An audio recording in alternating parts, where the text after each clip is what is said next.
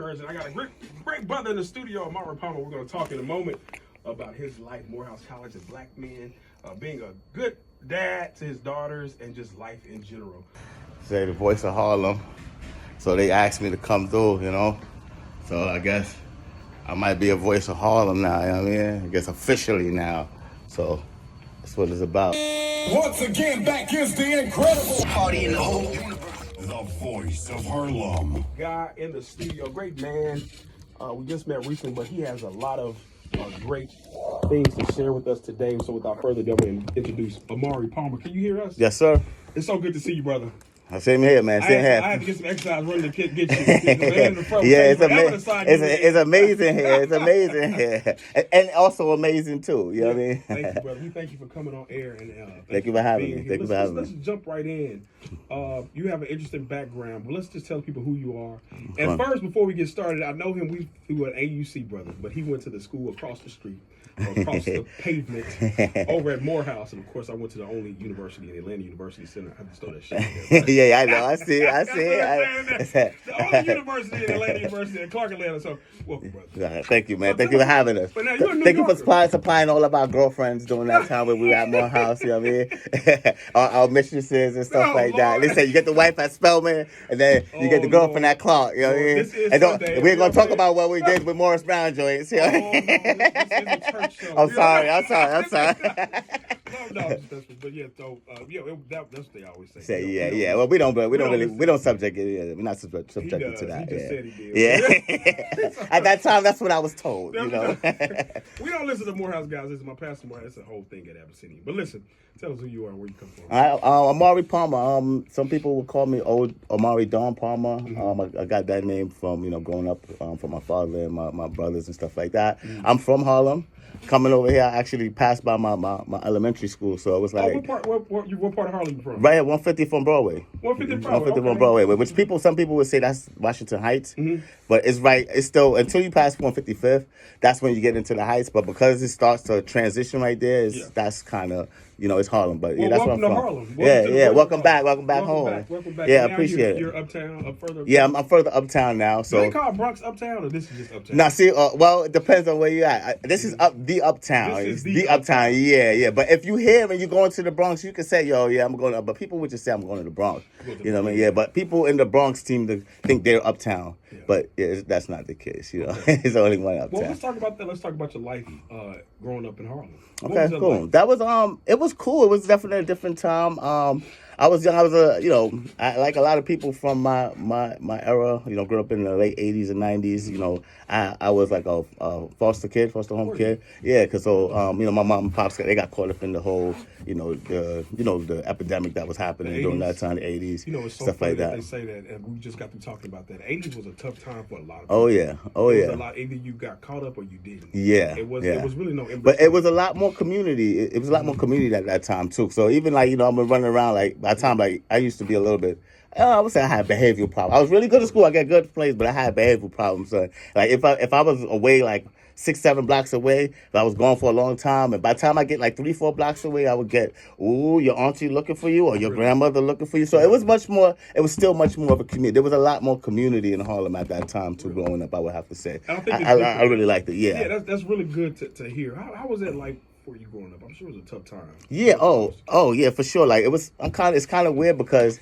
After when the city took us, my mom actually ended up living a block away from me. I lived on 150 from Broadway. She literally lived a block away from me. So she was, she was on the stuff, and I would see her. I would run into my mom every now and then. Really? I'm outside and I could see my mom. And how many? That was how many siblings? I got 2 sisters. 2 sisters. Right? Yeah. And you're the oldest or what? I'm the youngest. So my father has an older son that he had before he could met my mom, and then I had 2 older sisters, and I'm the youngest. Wow. So me and my 2 sisters and myself was stayed with my aunt and my grandmother here in Harlem.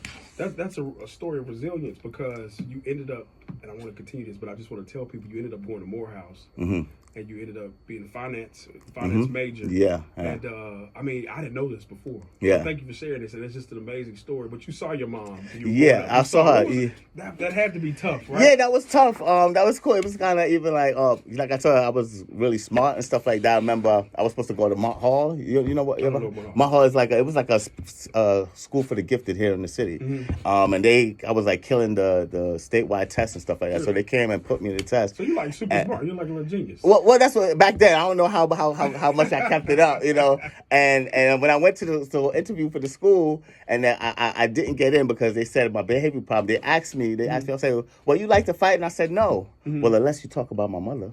Mm. And that was enough for them not to let me in, which really? I guess I understood why. And I remember when I told my aunt, I said that. She said, you said that?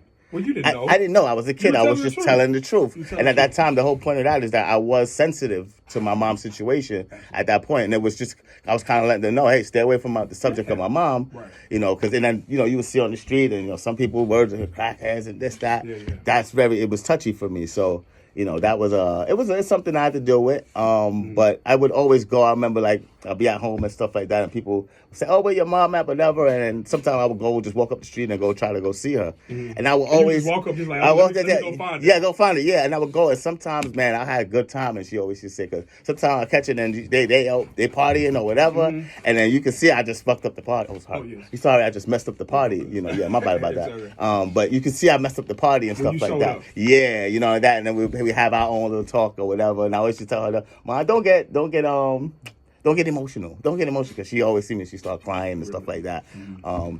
But from then, I always knew that I just needed, wanted to take care of her and try to make sure she was better at that point. How's she doing? She's good. She's good now. I mean, she went through a cycle, but she also had to get incarcerated to kind of get herself released. She's actually in Jamaica now, but she's. Let me tell you, she's great now. Yes, I'm first generation here. Oh, so really? my family. I can kind of see that now. Yeah, my mother and my father. I can see that. I can look at you and see that. Yeah. Okay, I didn't know that. So even right here, right, 145th and St. Nicholas, my family used to be all the way right there. So when I came up this way, it was like, I'm back home. It brings good memories that you said. Does it bring bad memories too for you? Or is it just like in between? No, mostly good. Mostly good because especially because where we at now. I mean, I don't know. Some people say, would I change it? I would like to change it because I would have liked to have it a little bit more smoother. But I think it's more good things because it shows to how far I've come. But you wouldn't be who you are. Right, exactly. You really wouldn't be who you are. I mean, exactly. you could probably be great if you don't know, but you never know, or you could be went down another path. I could have went down a whole other path. You never know. So that's a blessing. So how's your dad? My dad's good too. And dad's in Atlanta. After he did his stretch, when he came home, he was thing. So actually, when I was about 15 is when he kind of showed back up, and he wanted to take the family together and keep us as a unit. He took my mom down. We went down to Atlanta, and he set us up down there. And I can tell you this one thing: from maybe first grade to to 10th grade, I had so many issues in school and behavior thing, referrals. I got suspended every year. Once I got to Atlanta and I had my own room and I was in the house. Own space, I had my space with my mother and my father. Yeah. I didn't have to get so much as a referral. And the grades stayed the same, but the behavior thing dropped. So of course. That was to me, I know people say, oh, people need their dad in their life. I thought it was y'all making excuses, whatever. Yeah. But there was something to that, I think. Absolutely. That's the only thing that really changed. And then, for some reason, all the behavior issues just went away. This show, I try to keep my show encouraging. And I told you this, I'm in theology school, and I had no idea you were going to come here and tell this story. This is a blessing. This is an absolute blessing. Well, yeah, I don't know if you look at it like that. No, it's an absolute blessing. It shows the power of God can do anything, and He can change your life, and He can help you. And you're living proof. I had no idea this story about you, so thank you for telling that story. Yeah, no problem. And so when we come back, we're going to continue the story. We're going to continue to talk more to Amari, and hopefully you've got your people online. Yeah, definitely. I ain't gonna lie. I was recording this, but I'm gonna go. I like to go. Listen, I want y'all to call us up at 212-650-6903.